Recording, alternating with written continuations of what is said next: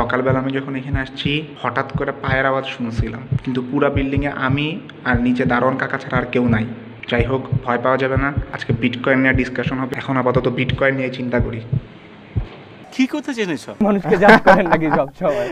না না না না ওইরকম কোনো কিছু না। বাট আমি যখন এই মুহূর্তে বসে ভিডিওটা বানাইতেছি তখন আজকের দুনিয়ায় একটা বিটকয়েনের মূল্য প্রায় 44 লক্ষ টাকা। রিসেন্টলি বিখ্যাত বৈদ্যুতিক গাড়ি নির্মাণকারী কোম্পানি টেসলা প্রায় $1.5 বিলিয়ন মূল্যমানের বিটকয়েন নিজেরা কিনছে। এন্ড ওরা বলতেছে ভবিষ্যতে আপনি বিটকয়েনের মাধ্যমে টেসলা গাড়ির দাম পরিশোধ করতে পারবেন। In their regulatory filing, which they said they may also accept Bitcoin as a form of payment if somebody wants to buy a Tesla Model S using Bitcoin. Canada এবং ইউরোপের বিভিন্ন দেশে এমন এটিএম বুথও বসানো হয়েছে যেখানে আপনি বিটকয়েনের মাধ্যমে লেনদেন করতে পারবেন। ইউএসএ কানাডার মতন দেশের মধ্যে অলরেডি বিটকয়েনকে বৈধ হিসেবে ঘোষণা করা হয়েছে। শুধুমাত্র বিটকয়েনই না, এর অল্টারনেটিভ হিসেবে এথেরিয়াম, লাইটকয়েন, মনেরো, রিপল এবং রিসেন্টলি এলন মাস্ক যেটা নিয়ে বেশি বেশি টুইট করতেছে ডজ কয়েন, এরকম বিকল্প ক্রিপ্টোকারেন্সি গুলো অনেক বেশি পরিমাণে জনপ্রিয়তা পাইছে। ভাই এত বেশি লাফায়েন না, বাংলাদেশে এখন পর্যন্ত বিটকয়েন ব্যবহার অবৈধ।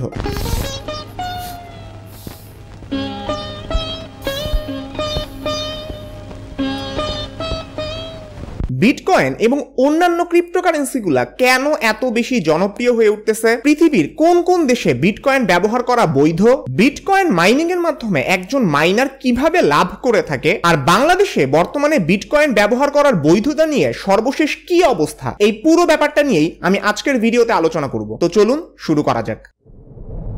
দেখেন, বিটকয়েন সম্পর্কে ফার্স্টে বুঝতে হইলেই আপনি তো টাকা চিনেন, তাই না? টাকা হইতেছে এটাকে বলে ফিজিক্যাল কারেন্সি, অর্থাৎ এইটার একটা শরীর আছে, টাকা একটা কাগজ, এইটা দিয়ে আপনি ফিজিক্যালি লেনদেন করতে পারবেন। আপনি দোকানে যে হচ্ছে টাকাটা দিলে আপনাকে কোনো জিনিস দিবে। বাট বিটকয়েন এটাকে বলে ডিজিটাল কারেন্সি, অর্থাৎ এইটার মূলত শারীরিক কোনো অস্তিত্ব নাই, অর্থাৎ এটাকে আপনি ধরতে পারবেন না বা এটাকে ফিল করতে পারবেন না। আপনি এটা ডিজিটালি এক্সিস্ট করে, আপনি এটা দিয়ে ডিজিটালি লেনদেন করতে পারবেন। তবে কিছু ব্যতিক্রমী কেসে বিটকয়েনের কিছু ফিজিক্যাল আছে, অর্থাৎ কয়েনের মতন, বাট ওইটাকে আপনি ততক্ষণ ইউজ করতে পারবেন না যতক্ষণ না ওইটার প্রাইভেট কোডটা ওর গায়ের মধ্যে না থাকে। এই কোডটা না থাকলে আপনার ওই বিটকয়েনের আসলে কোনোই মূল্য নাই। দেখেন, এই ধরনের ডিজিটাল কারেন্সি কিংবা ক্রিপ্টোকারেন্সির কথা এর আগেও প্রচলিত ছিল, তবে বিটকয়েনের ধারণাটা সবচেয়ে বেশি জনপ্রিয় হয়েছে 2009 সালে। সাতোশি নাকামোতো নামে একজন, সে একটা হোয়াইট পেপার পাবলিশ করছে। অ্যাকচুয়ালি সাতোশি নাকামোতো নামে কোনো ব্যক্তি কিংবা গ্রুপ এখন পর্যন্ত রিভিলড হয় নাই, তিনি তার পরিচয় গোপন রাখছেন, কিংবা যে গ্রুপটা পাবলিশ করছে সেই গ্রুপটা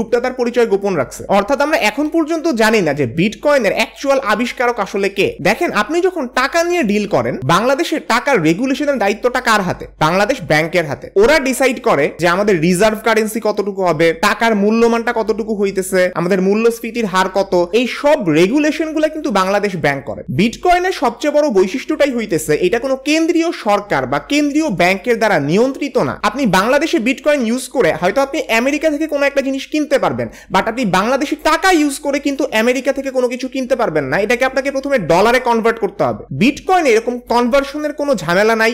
1 2 যেহেতু এটা গভর্নমেন্ট রেগুলেশনের আন্ডারে না, এর মাধ্যমে আপনি অনেকগুলো সুবিধা পাইতে পারেন। তার মধ্যে একটা হইতেছে আপনার পরিচয় কিন্তু এখানে গোপন থাকবে যদি না আপনি নিজের থেকে সেটাকে প্রকাশ করেন। এইটা অনেকের জন্য সুবিধা, বাট গভর্নমেন্টের জন্য অসুবিধা। কেন? কারণ এই বিটকয়েনের মাধ্যমে অনেক সময় মাদক চোরাচালান কিংবা সন্ত্রাসী কর্মকাণ্ডের জন্য যে আর্থিক লেনদেনগুলো হয় এগুলো বিটকয়েনের মাধ্যমে হইতে পারে, এবং এই কারণে অনেক দেশ এই বিটকয়েনকে বৈধতা দিতে কিন্তু অনেক ঝামেলার মধ্যে আছে। এন্ড বাংলাদেশ এখনো কিন্তু বিটকয়েনকে বৈধতা দেয় নাই। এখন যে কনসেপ্টটা বলবো এটা একটু বিতর্ক আছে, যে বিটকয়েনকে আপনি অনেকটা স্টক বা শেয়ারের মতন চিন্তা করতে পারেন, বাট ওইটা এক্স্যাক্টলি ওইরকম না। দেখেন, $1 সমান কত টাকা, এটা কিন্তু অনেক সময় ওঠানামা করে। আপনি আজকে একটা রেট দেখলেন, কালকে অন্য একটা রেটও দেখতে পারেন। এই ওঠানামাটা খুবই অল্প পরিমাণে হয়, বা আমরা এই ওঠানামাটাকে একটা স্থিতিশীল পর্যায়ে ধরতে পারি। বাট বিটকয়েনের দাম কত হবে এইটা অনেকটা স্টক বা শেয়ারের মতন হয়, যেটা সাপ্লাই আর ডিমান্ড, চাহিদা আর যোগানের উপরে ডিপেন্ড করে অনেক বেশি পরিমাণে ওঠানামা করতে পারে। অর্থাৎ এইটার যে দামটা, এটা আজকে 44 লক্ষ টাকা হইতে পারে, তার পরের দিন হয়তো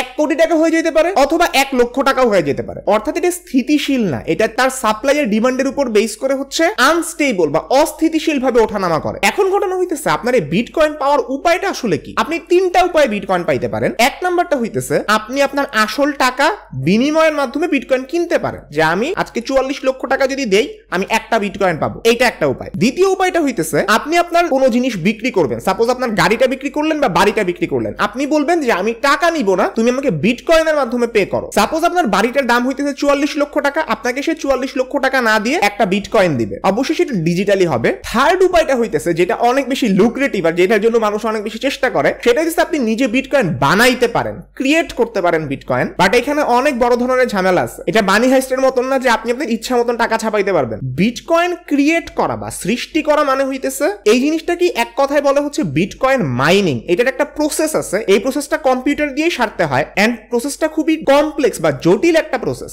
এন্ড এটা বলা হয় যে আপনি যদি আজকের দিনে কোনো একটা বিটকয়েন মাইনিং করা শুরু করেন তাহলে একটা বিটকয়েন তৈরি করতে আপনার বছরের পর বছর চলে যেতে পারে। এন্ড ইভেন এটাও বলা হয় যে আপনি আপনার কম্পিউটারের যে কারেন্টের বিল আসবে ওইটা দেখা যাবে ওই বিটকয়েনের মূল্য থেকে বেশি আপনি একটা বিটকয়েন যদি তৈরি করতে চান। এগুলা বলা হয় এক্সাক্ট কোনো অ্যামাউন্ট নাই। এখন মনে করেন বিটকয়েন দিয়ে আপনি কোনো একটা জিনিস কিনছেন, সাপোজ একটা গাড়ি কিনলেন, আপনি এই জিনিসটা যে আপনি করলেন এটাকে বলা হয় ট্রানজাকশন বা লেনদেন। এই যে ট্রানজাকশনের হিস্ট্রি বা ইতিহাসটা এটা বিটকয়েনের একটা লিস্টের মধ্যে লেখা থাকে সব সময়। ওই লিস্টটা পাবলিক, বাট আপনার কাছে যে কোডটা আছে সেই কোডটা ছাড়া ওই লিস্টে আপনার ট্রানজাকশনের হিসাব বা ইতিহাস কেউ উদ্ধার করতে পারবে না। ওই লিস্টটাকেই এক কথায় বলা হয় ব্লক চেইন। আপনার কিন্তু ব্লক চেইনের নাম অনেক শুনবেন। আর যেহেতু এই বিটকয়েনের ট্রানজাকশনটা পাবলিকলি হইতেছে, বিটকয়েন ফ্রড করা মানে একই বিটকয়েন কপি করা, ওটাকে ফেক করা, কিংবা যেই বিটকয়েন আপনার না ওইটা আপনি ইউজ করা, এই কাজগুলো করা অনেক বেশি কঠিন। আর বিটকয়েন মাইনিং এর যে ব্যাপারটা আছে, পৃথিবীতে টোটাল বিটকয়েনের সংখ্যা একটা নির্দিষ্ট সংখ্যা, আপনি হাইয়েস্ট 21 মিলিয়ন বিটকয়েন পাইতে পারেন। তার মধ্যে 18 মিলিয়ন বিটকয়েন অলরেডি মাইন করা হয়ে গেছে, আর বাকি হয়তো প্রায় 3 মিলিয়নের মতন আছে, ওইটাও হয়তো মাইনাররা মাইন করে ফেলবে, বাট ওইটা করতে বেশ কিছুদিন সময় লাগবে। এখন একটা প্রশ্ন হইতেছে, এই 21 মিলিয়ন বিটকয়েন যখন মাইন করা শেষ হয়ে যাবে তখন এই বিটকয়েন মাইনারদের কি হবে? বা এই যে আমি মাইনিং করতেছি, আমার তো এটা একটা পেশা, অনেকটা স্টকের ব্রোকারদের মতন, তাহলে আমার এই পেশাটার এখন কি হবে? এইটা বলা হয় যে বিটকয়েনের প্রত্যেক ট্রানজাকশনে মাইনাররা কিন্তু একটা অংশ পায়। এন্ড ইভেন ইফ বিটকয়েন সবগুলা মাইনিং করা যদি ইভেন শেষও হয়ে যায়, বিটকয়েন মাইনাররা তাদের জীবিকা চালাইতে পারবে, কারণ তারা ওই যে ট্রানজাকশন প্রত্যেকটা হইতেছে না, তার থেকে একটা অংশ যেহেতু ওরা পাইতেছে, এর মাধ্যমেই ওদের টাকাটা আসবে মেইনলি। এখন আমি একটা বড় কনফিউশন নিয়ে আলোচনা করব যে দেখেন, আপনি বলতেছেন বিটকয়েন একটা কারেন্সি অর্থাৎ মুদ্রার মতো, তাইলে আবার আপনি বলতেছেন বিটকয়েন একটা স্টক বা শেয়ারের মতনও হয়। এই দুইটার মধ্যে পার্থক্য কি? যেমন আপনি যদি আজকে টাকা বলেন, টাকা তো কোনো স্টক বা শেয়ার না। মনে করেন আপনি আজকে 1 লাখ টাকা আপনার বাসার মধ্যে এনে রাইখা দিচ্ছেন, আজকে থেকে 10 বছর পরে এই টাকার দাম কি বাড়বে? উল্টা কমবে। কিন্তু তার কারণ হইতেছে আজকে আপনি 1 লাখ টাকা দিয়ে যা যা কিনতে পারবেন, আপনি আজকে থেকে 10 বছর পরে ওই 1 লাখ টাকা দিয়ে কিন্তু ওই জিনিসগুলো কিনতে পারবেন না, তার থেকে কম জিনিস কিনতে পারবেন। সো টাকা বা কারেন্সি, নর্মাল যে মুদ্রাটা আছে, এই মুদ্রাটা দিয়ে আপনি এটাকে স্টকের মতন ইউজ করতে পারতেছেন না। বাট বিটকয়েন একই সাথে একটা কারেন্সি বা মুদ্রা, আবার একই সাথে একটা স্টক বা শেয়ারের মতন আচরণ করে। কিভাবে? আপনি যদি আজকে একটা বিটকয়েন নিজের কাছে রাখেন, সেই বিটকয়েনের মূল্য কিন্তু অনেক বাড়তে পারে। এরকম অনেক মানুষ আছে যারা অনেক আগে কয়েকটা বিটকয়েন কিনে রাখছিল, আর এখন ওই বিটকয়েনের মূল্য অনেক হাজার হাজার কোটি টাকা হয়েছে। এখন আপনি যদি আপনার টাকা স্টকের মধ্যে ইনভেস্ট বা বিনিয়োগ করেন, তাইলে কিন্তু আপনি সেখান থেকে একটা লাভ পান, এবং সেখানে কিন্তু রিস্কও থাকে, কারণ স্টকের প্রাইস কিন্তু নাইমাও যেতে পারে। বিটকয়েনও কিন্তু অনেকটা সেম। বিটকয়েনের প্রাইস যে সবসময় এরকম 44 লক্ষ টাকা থাকবে তাও না, এটা পরে হয়তো নাইমাও যেতে পারে। এখন এখানে একটা কনসেপ্ট বোঝা জরুরি। আপনি আপনার মা খালাদেরকে দেখবেন যে সবসময় তারা কিন্তু স্বর্ণ নিজেদের কাছে একটা জিনিস গচ্ছিত রাখে। মানুষের অনেক আগে থেকেই একটা অভ্যাস হইতেছে স্বর্ণ নিজের কাছে রাখা, কারণ স্বর্ণ এমন একটা জিনিস যেটা আপনাকে বিপদের সময় অনেক সাহায্য করে। স্বর্ণের দামটা আপনি ইতিহাসেই দেখেন, এইটার দামটা খুব বেশি একটা ওঠানামা করে না, যে হঠাৎ করে নাইমা যায় বা হঠাৎ করে উঠে যায়, ব্যাপারটা ওইরকম না। এইরকম জিনিসগুলা যেটাতে ইনভেস্ট করলে আপনি মোটামুটি একটু শান্তিতে থাকতে পারবেন, যে না এইটার দামটা হয়তো হুট করে হইতেছে, ওঠানামা করবে না, এই জিনিসগুলোকে ইকোনমিক্স এর ভাষায় একটা নাম দেওয়া হয়, এটাকে বলা হয় সেফ হ্যাভেন বা বাংলায় নিরাপদ স্বর্গ বলতে পারেন। মানুষ সব সময় এই সেফ হ্যাভেন গুলোতে ইনভেস্ট করতে চায়। তাইলে সেফ হ্যাভেন কি হইতে পারে? এই যে গোল্ড একটা হইতে পারে। গোল্ড কতটা সেফ হ্যাভেন আপনি দেখেন, একটা সময় $1 বা আমাদের যে কারেন্সি গুলো আছে, ওই কারেন্সি গুলোর মূল্য নির্ধারিত হইতো এই গোল্ডের মাধ্যমে। ওই নিয়মটাকে বলা হয় গোল্ড স্ট্যান্ডার্ড, যেটা এখন আর প্রচলিত নাই। এটা ব্রেটন উডস সিস্টেমের মাধ্যমে আসছিল। এমনিতে মনে করেন নর্মাল যে স্টক গুলো আছে ওইগুলোর দাম তো অনেক হুটহাট ওঠানামা করে। সো নর্মাল স্টক গুলো কিন্তু সেফ হ্যাভেন হইতে পারে না। কিছু স্টক আছে এগুলোর নাম হচ্ছে ডিফেন্সিভ স্টক, যেমন মনে করেন হেলথ কেয়ার, স্বাস্থ্য খাত কিংবা বায়োটেকনোলজি সেক্টর, ওই জায়গাগুলোর স্টক গুলোর দাম খুব একটা বেশি ওঠানামা করে না, কিংবা ওইটাতে ইনভেস্ট করলে রিস্ক কম থাকে। তার কারণ আপনার লাইফে যাই ঘটুক, আপনার এই বায়োটেকনোলজি, হেলথ কেয়ার, ফুড, এই জিনিসগুলো আপনার জীবনে সব সময় লাগবে। সো এগুলোর স্টকের মধ্যে ইনভেস্ট করলে মানুষ খুব শান্তিতে থাকে, না কোনো সমস্যা নাই, আমার আমার টাকা এখানে খুব বেশি মাইর যাওয়ার চান্স নাই। সবচেয়ে বড় ভয় হয় কখন জানেন? যখন ওই অর্থনৈতিক মন্দাগুলো আসে। কয়টা আসছিল আপনি দেখেন, 1930-এর দিকে একটা গ্রেট ডিপ্রেশন বা মহামন্দা হয়েছিল, রিসেন্টলি 2008-এর দিকে একটা মহামন্দা হয়েছে। এই অর্থনৈতিক মন্দাগুলোর সময় মানুষ চায় তাদের সব টাকা এরকম গোল্ড, ডিফেন্সিভ স্টকের মধ্যে, সেফ হ্যাভেন গুলাতে ইনভেস্ট করে রাখতে, যাতে তাদের কোনো ক্ষতি না হয়। কারেন্সি বা মুদ্রাও কিন্তু হইতেছে সেফ হ্যাভেন হইতে পারে। যেমন ইউএস ডলার কিংবা সুইস ফ্র্যাঙ্কের মতন যে মুদ্রাগুলো আছে, এইগুলার দাম খুব বেশি একটা ওঠানামা করে না। সুইস ফ্র্যাঙ্ক যেটা হচ্ছে সুইজারল্যান্ডের মুদ্রা,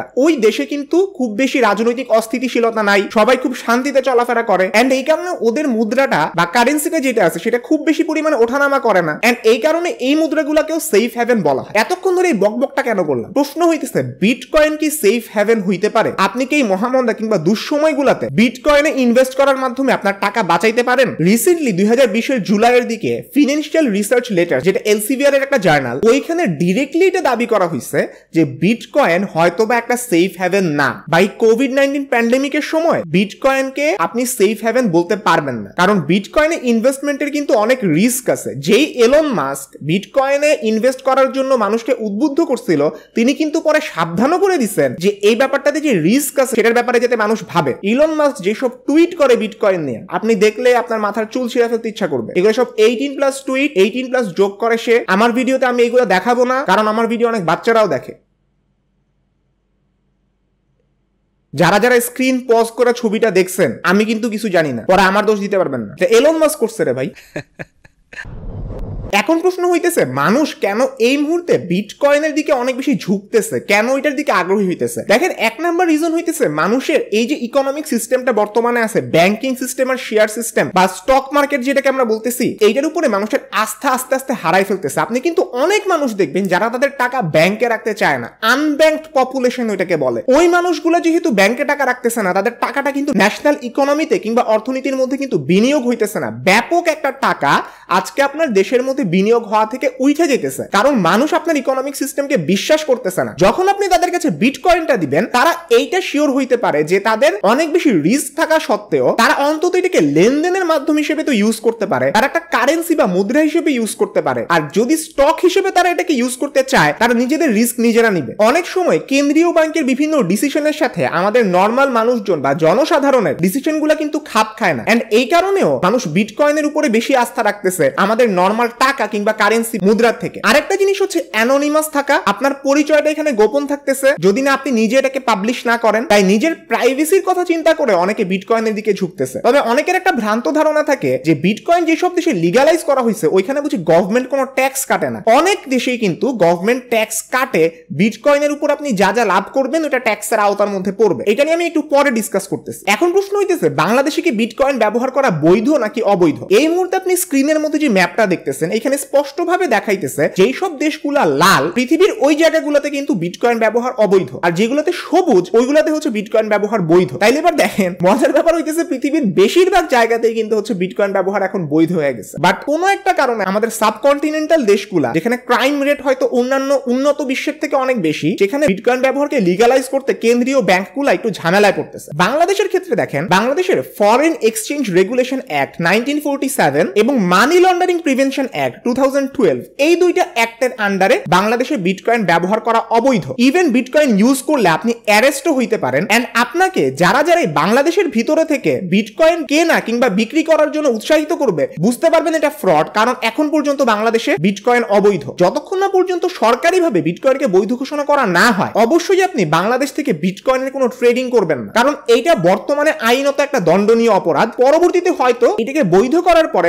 জনসাধারণ এই বিটকয়েনের সাথে সম্পৃক্ত হইতে পারে। ইন্ডিয়াতে কি হয়েছে দেখেন, ইন্ডিয়ার রিজার্ভ ব্যাংক অফ ইন্ডিয়া, যেমন বাংলাদেশের বাংলাদেশ ব্যাংক যেরকম কেন্দ্রীয় ব্যাংক, ইন্ডিয়াতে হচ্ছে রিজার্ভ ব্যাংক অফ ইন্ডিয়া, ওরা কিন্তু বিটকয়েন ব্যবহারের উপরে ব্যান বা নিষেধাজ্ঞা দিয়ে রাখছিল। মার্চ 2020-তে ইন্ডিয়ার সুপ্রিম কোর্ট একটা বিখ্যাত বা ঐতিহাসিক রায় দেয়, যে ঐতিহাসিক রায়ের মাধ্যমে তারা বিটকয়েন সহ অন্যান্য যে ক্রিপ্টোকারেন্সি গুলো আছে এইগুলোকে বৈধতা দেয়। তবে টোটাল প্রসিডিওরটা এখনো মনে হয় শেষ হয় নাই, আরো কিছু কাজ চলতেছে এবং এই কারণে ইন্ডিয়াকে রেস্ট্রিক্টেড ক্যাটাগরিতে রাখা হয়েছে বিটকয়েন ব্যবহারের দিক থেকে। এখন প্রশ্ন হইতেছে যেই সব দেশ বিটকয়েন লিগালাইজ করছে তাদের প্রসিডিউরটা আসলে কি ছিল। দেখেন, বিটকয়েন অবৈধ ঘোষণা করার প্রথম দুইটা রিজন কি হইতে পারে একটা দেশের অর্থনৈতিক সিস্টেমের জন্য। এক নম্বর তো হইতেছে বিটকয়েনের মাধ্যমে মাদক কিংবা সন্ত্রাসী কর্মকাণ্ড যেগুলো আছে এগুলো অনেক বেশি বাড়তে পারে যদি আপনি এটাকে রেগুলেট না করেন। যদি গভর্নমেন্ট মনিটরিং না থাকে তাহলে একজন সন্ত্রাসী যদি বিটকয়েন ব্যবহার করে বাইরে থেকে একটা বন্দুক কিনে, আপনার কাছে তো সেই ডেটাটা নাই, তাহলে আপনি তাকে ধরতে পারবেন কেমনে কিংবা আপনি বুঝবেন কেমনে সে আসলে কিনছে কি কিনে নেয়। এটা একটা বড় প্রবলেম। সেকেন্ড প্রবলেম হইতেছে বিটকয়েনের মাধ্যমে যে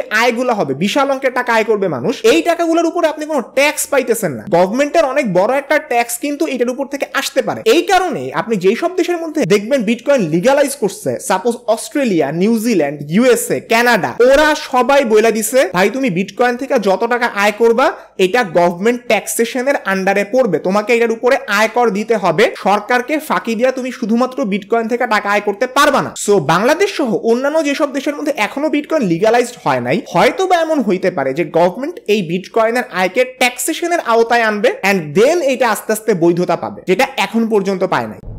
রিসেন্টলি বিটকয়েনের অল্টারনেটিভ যেগুলো আছে যেমন এথেরিয়াম, লাইটকয়েন, মোনেরো, রিপল, এই ধরনের অল্টারনেটিভ ক্রিপ্টোকারেন্সিগুলা, এগুলোকে অল্ট কয়েনও বলে, এগুলোও কিন্তু অনেক বেশি জনপ্রিয়তা পাইতেছে, বাট এগুলোর জনপ্রিয়তা বিটকয়েনের থেকে বেশ কম। আমি গতদিন তামিম সুজাতের একটা লেখা পড়তেছিলাম ডেইলি স্টারে, ওইখানে উনি এরকম একটা প্রপোজাল দিয়েছেন যে বাংলাদেশ ব্যাংক এরকম করতে পারে কিনা যে এথেরিয়াম চালু করবে ডিজিটাল কারেন্সি হিসেবে, যেহেতু বিটকয়েন এখন অন্য লেভেলে চলে গেছে, এথেরিয়ামকে রেগুলেট করা অনেক বেশি সহজ হবে হয়তো, আমি জানি না সহজ নাকি কঠিন হবে, আমি জাস্ট একটা অনুমান করতেছি। উনি বলছিলেন এথেরিয়ামকে ডিজিটাল কারেন্সি হিসেবে বাংলাদেশ ব্যাংক যদি অনুমোদন দেয় এইভাবে যে একটা কয়েন ইকুয়ালস টু হচ্ছে 1 টাকা, অর্থাৎ 1:1 অনুপাতের রেটটা যদি করে দেয়, তাইলে একদিক থেকে জিনিসটা বাংলাদেশ ব্যাংকের মনিটরিং এর ভিতরেও থাকলো, প্লাস মানুষও ডিজিটাল কারেন্সি ইউজ করতে পারলো। সরাসরি টাকা ইউজ না করে আমি ডিজিটাল কারেন্সি দিয়ে অনলাইনে পেমেন্ট করব, এটা কিন্তু ওভারঅল ইকোনমির জন্য অনেক ভালো হবে। বাট সমস্যাটা এই জায়গাতে বিটকয়েনের যে আসলে একটা লুক্রেটিভ বৈশিষ্ট্য যেটাকে স্টকের মতন ইউজ করা, আপনি যদি এথেরিয়ামকে এরকম 1:1 অনুপাতে ইউজ করেন, আপনি কিন্তু এথেরিয়ামকে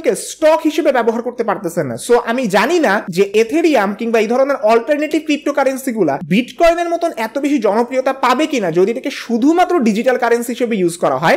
আপনি যদি এটাকে স্টকের মর্যাদা না দেন বা স্টকের মতন ইউজ করতে না দেন, তাহলে হয়তোবা এটা বিটকয়েনের মতন এত বেশি জনপ্রিয়তা পাবে না। রিসেন্টলি আরেকটা কয়েনের নাম খুব জনপ্রিয় হয়েছে যেটা এলন মাস্ক রিসেন্টলি অনেক বেশি টুইট করতেছে, নাম হচ্ছে ডজ কয়েন। এটা হচ্ছে আমাদের মিমের যে কুকুরটা আছে ডজের নাম অনুসারেই করা হয়েছিল এবং এটা একটা ফান ক্রিপ্টোকারেন্সি ছিল, 2013 সালে এমনি এমনি মজা করে বানাইছে, বাট রিসেন্টলি ডজ কয়েনেরও কিন্তু অনেক বেশি জনপ্রিয়তা বাড়ছে। তো আজকের ভিডিও এই পর্যন্তই ছিল। আজকে মেইনলি আমি বিটকয়েনের পলিটিক্যাল আর ইকোনমিক অ্যাসপেক্টগুলো ব্যাখ্যা করছি, এটা যে সায়েন্টিফিক মেকানিজমটা আছে, যে একটা ব্লকচেইন কিভাবে কাজ করে, বিটকয়েনের মাইনাররা কিভাবে মাইনিংটা করে, তাদের লাভটা কিভাবে হয়, এই জিনিসগুলো পুরোপুরি কম্পিউটার আর ম্যাথমেটিক্স এর উপরে চলে। এটার ম্যাথমেটিক্সটা নিয়ে আমি অন্য একটা দিন হয়তো আলোচনা করার চেষ্টা করব, তবে এটা বোঝার জন্য আমি হাইলি রিকমেন্ড করব 3 Blue 1 Brown চ্যানেলের একটা ক্রিপ্টোকারেন্সি নিয়ে ভিডিও আছে, আমি লিংক ডেসক্রিপশন বক্সেও দিয়ে দিব, পিন কমেন্টেও দিয়ে দিব ইনশাআল্লাহ। ওই ভিডিওটা দেখলে আমি আশা করি আপনি বুঝে যাবেন যে বিটকয়েনের ম্যাথমেটিক্যাল জিনিসটা কি, এটার পিছনে কি সায়েন্সটা কাজ করতেছে। আর আপনি যদি স্টক মার্কেট কিভাবে কাজ করে, এন্ড এই ভিডিওতে আমি অনেকবার স্টক মার্কেটের কথা বলছি, তাইলে আপনি আমার এই ভিডিওটা দেখে আসতে পারেন, যেটা আমি রিসেন্টলি গেমস্টপের স্টক নিয়ে যে বিশাল হাইপটা তৈরি হয়েছিল ওইটার ব্যাখ্যা হিসেবে বানাইছিলাম। এই ভিডিওটাকে কেউ বিটকয়েনে ইনভেস্ট করব কি করব না এরকম ডিসিশন মেকিং কোনো ভিডিও হিসেবে দেখবেন না, এটা একটা ব্যাখ্যামূলক ভিডিও ছিল। আমি কোনো ফিনান্সিয়াল এক্সপার্ট না যে আমি আপনাকে বলবো বিটকয়েনে এখন ইনভেস্ট করেন বা কইরেন না। আমি জাস্ট বিভিন্ন মতামতকে একটা ভিডিওর মধ্যে সামারাইজ করার চেষ্টা করলাম আর বিটকয়েনের রিসেন্ট অবস্থাটাকে সেটাই ব্যাখ্যা করার চেষ্টা করলাম। আমি সাধারণত প্রতি বুধবার বিকেল 5টায় ভিডিও আপলোড করে থাকি। আপনার যদি এই চ্যানেলের কন্টেন্টগুলো ভালো লাগে আপনি সাবস্ক্রাইব করে রাখতে পারেন। জীবনে যেহেতু কোনো কাজ অর্ধেক করা উচিত না, আপনি পাশে থাকা বেল আইকনটাও প্রেস করতে কখনোই ভুলবেন না। সবাই ভালো থাকবেন, সুস্থ থাকবেন, দেখা হবে ইনশাআল্লাহ পরবর্তী বুধবার বিকেল 5টায়। আল্লাহ হাফেজ। আমি যখন এরকম ভয় পাই তখন আমি নিজেকে নিজে মোটিভেশন দিই যে এনায়েত তোর কাজ হইতেছে মানুষকে গুজব থেকে রক্ষা করা, তুই নিজেই গুজবের মধ্যে বিশ্বাস করস, তুই নিজেই গুজবের মধ্যে বিশ্বাস করস। ভয় পাওয়া যাবে না, শক্ত থাকতে হবে। টাটা।